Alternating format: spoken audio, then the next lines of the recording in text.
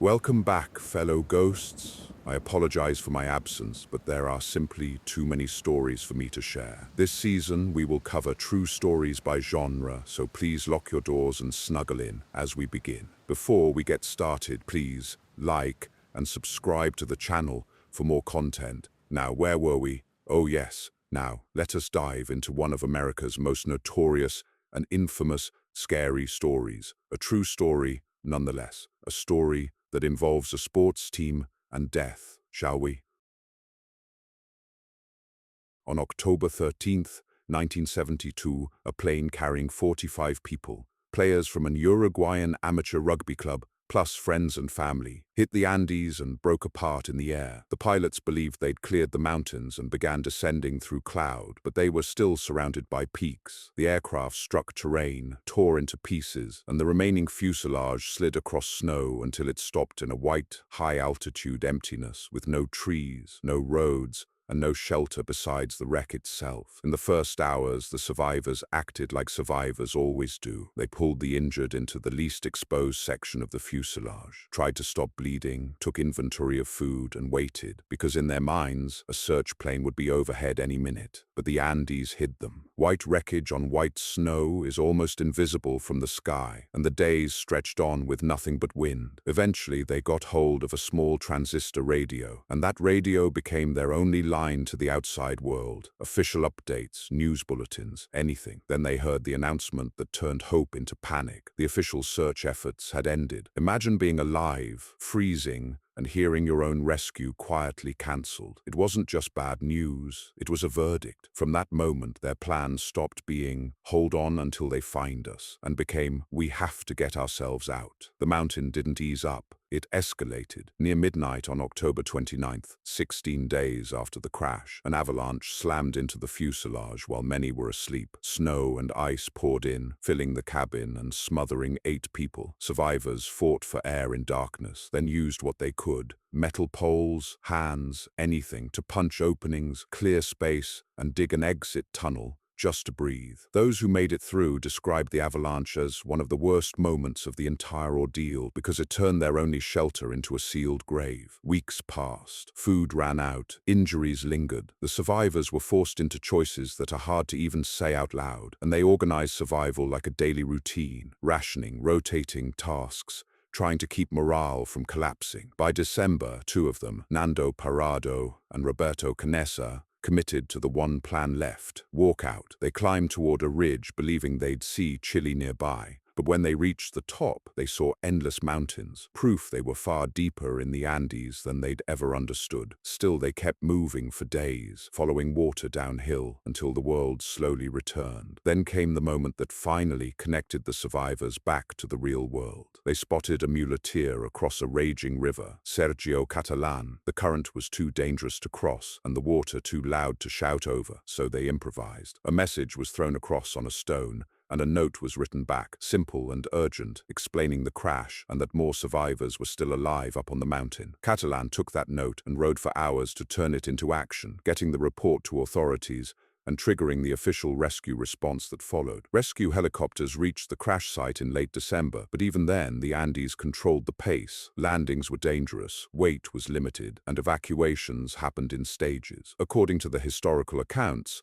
some survivors were flown out on December 22nd, and the rest were evacuated the morning of December 23rd, 1972, a 2-day extraction that ended 72 days of isolation. And that's where the story gets twisted by modern life. It's been retold and popularized in films like Alive and Society of the Snow, which can make it feel like a survival legend. But underneath every version is the same brutal truth. Real people crashed, listened to a real bulletin that said the search was over, survived an avalanche that buried them alive, and only got home because a handwritten note reached the outside world.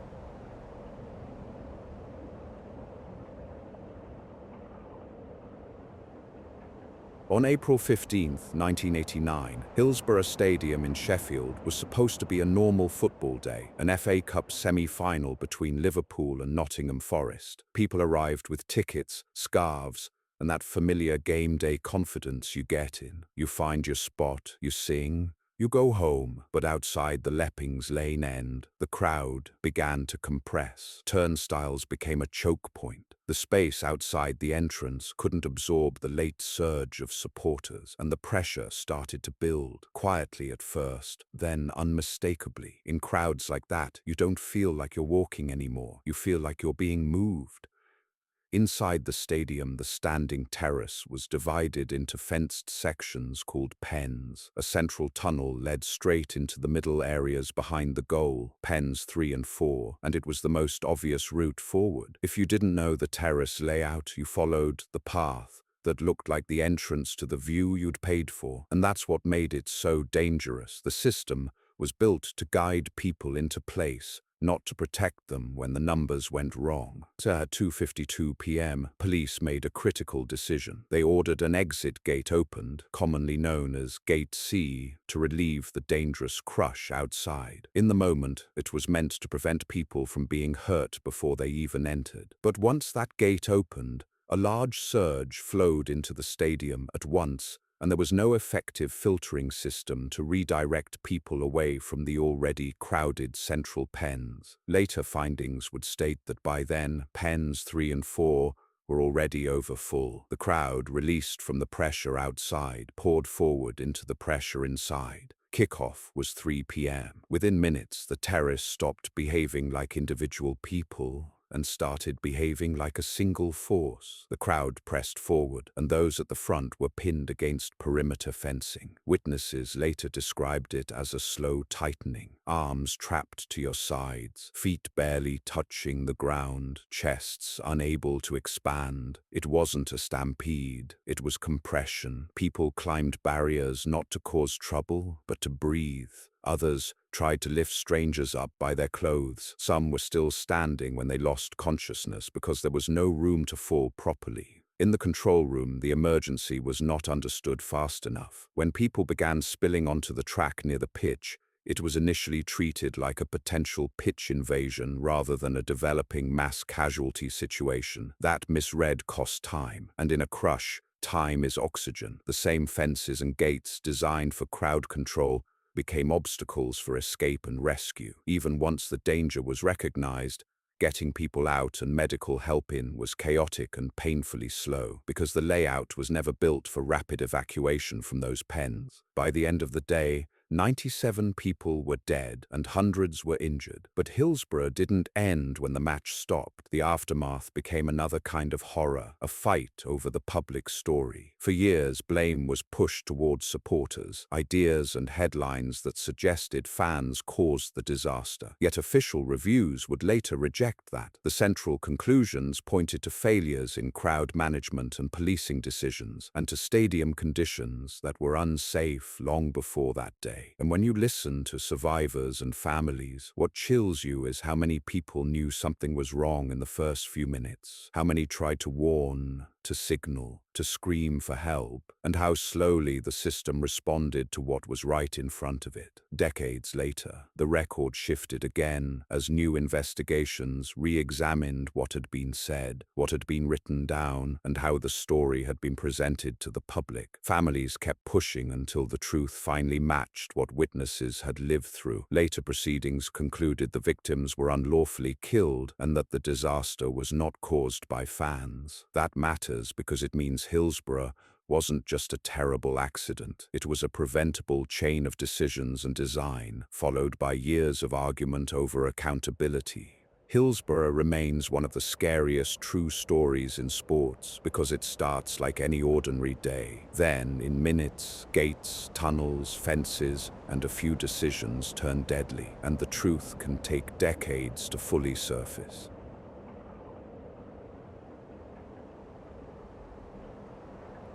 On the night of November 14, 1970, Marshall University's football team boarded a chartered Southern Airways DC-9 to fly home to West Virginia after a road game at East Carolina. It wasn't a victory flight. The team had just lost 17-14 in a close battle, but it was still a familiar rhythm. Players half asleep, coaches reviewing moments, boosters chatting, the relief of going home, The flight was Southern Airways Flight 932, carrying 75 people total, including 37 players, coaches, staff, boosters, and the flight crew. As the plane approached Tri-State Airport near Huntington, the weather and visibility were poor. Low ceilings, rain, fog, and an ugly mix of conditions that made the approach unforgiving. The crew was executing a non-precision approach, the kind where you must stay above a strict minimum descent altitude until you have visual contact with the runway environment. That altitude is basically the line between you might be okay and you're flying blind into terrain. According to the NTSB accident report, the aircraft descended below minimum descent altitude without having the runway in sight. The board couldn't determine exactly why the descent happened, but it concluded that dropping below that safe minimum under adverse conditions was the probable cause. At 7:36 p.m., the plane hit a hillside just short of the airport and shattered. There were no survivors. What makes this story feel especially dark is how close they were. On paper, it was the final minutes of a routine landing, the part of flying where people start mentally arriving. Instead, the aircraft impacted terrain before the runway, and the entire community of Huntington learned almost at once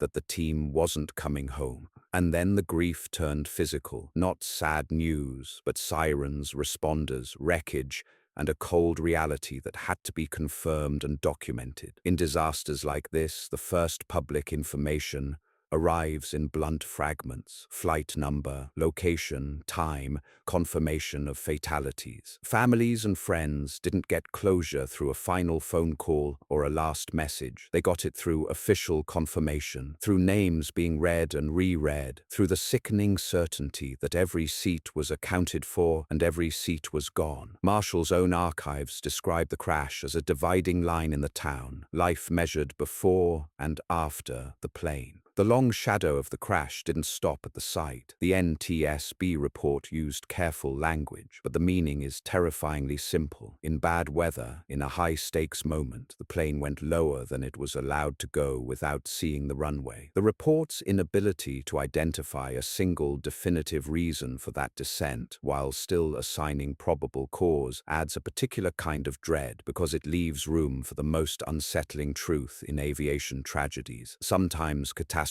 isn't one dramatic failure. It's a small break in procedure, a misread instrument, a misjudged descent, something that lasts seconds and kills dozens. In the years that followed, the story became larger than the crash itself because it forced a question that feels impossible. How does a team rebuild when the team is gone? Marshall did rebuild: new players, new coaching, a new identity, carrying grief into every practice. The tragedy became widely known beyond sports because it was adapted into major media, including the feature film We Are Marshall, 2006, and documentaries such as Ashes to Glory, which retell the loss and the attempt to recover from it. But stripped of the movie framing, the original event stays brutally real: a charter flight carrying 75 people into Huntington on a rainy November night, a descent below a safety threshold during a non-precision approach, impact with a hillside,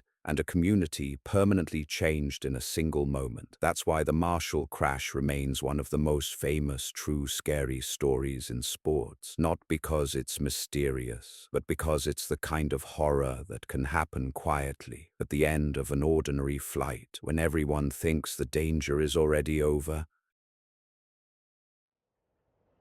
Well, my fellow ghosts, that's the end of our time today. Tune in next week for more true, scary stories. I hope you have enjoyed the content. Please don't forget to like and subscribe to the channel.